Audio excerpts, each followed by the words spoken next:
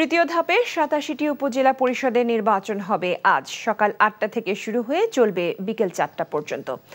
ঘূর্ণিঝড় রিমালের কারণে উপকূলীয় ১৯টি উপজেলায় নির্বাচন স্থগিত করা হয়েছে। মামলা সংক্রান্ত জটিলতায় আরও ৩টি উপজেলার নির্বাচন স্থগিত আছে। নির্বাচনকে ঘিরে আজ ৭,৮২৫টি কেন্দ্রে নির্বাচনী সরঞ্জাম পাঠানো হয়েছে। মানিকগঞ্জ সদর এবং সাটুরিয়া উপজেলায় ১৭০টি ভোট কেন্দ্রে ইভিএম এ অনুষ্ঠিত হবে ভোট। দুটি উপজেলার প্রত্যেকটি ভোট কেন্দ্রে ইভিএম এর সরঞ্জাম পাঠানো হয়। এদিকে নওগাঁর রানীনগর এবং আত্রা এবং নাটোরের বড়াইগ্রাম ও গুরুদাসপুর উপজেলার ভোট কেন্দ্রে ব্যালট বাক্স, সিল কালি সহ বিভিন্ন সরঞ্জাম বিতরণ করা হয়।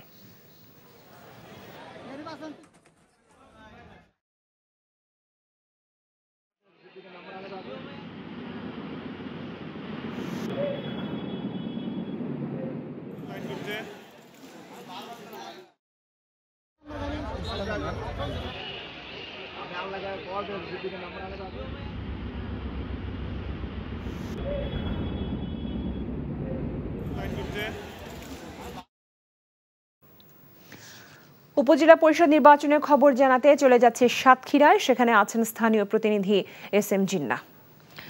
জিন্নাহ, সকাল ৮টা থেকে তো ভোট শুরু হবার কথা রয়েছে, তো সেখানে ভোটের পরিবেশ আপনি কেমন দেখতে পাচ্ছেন?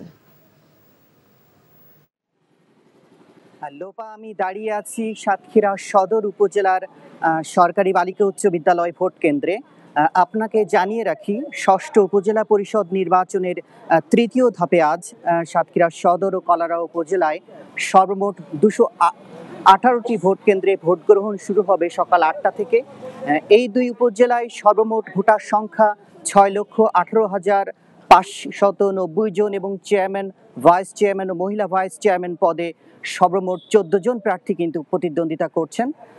সাতক্ষীরা সদরে প্রতিদ্বন্দ্বী প্রার্থীদের মনোনয়নপত্র প্রত্যাহার করার কারণে কিন্তু ইতিমধ্যে বিনা প্রতিদ্বন্দ্বিতায় ভাইস চেয়ারম্যান ও মহিলা ভাইস চেয়ারম্যান নির্বাচিত হয়েছেন ২ জন স্বতন্ত্র প্রার্থী।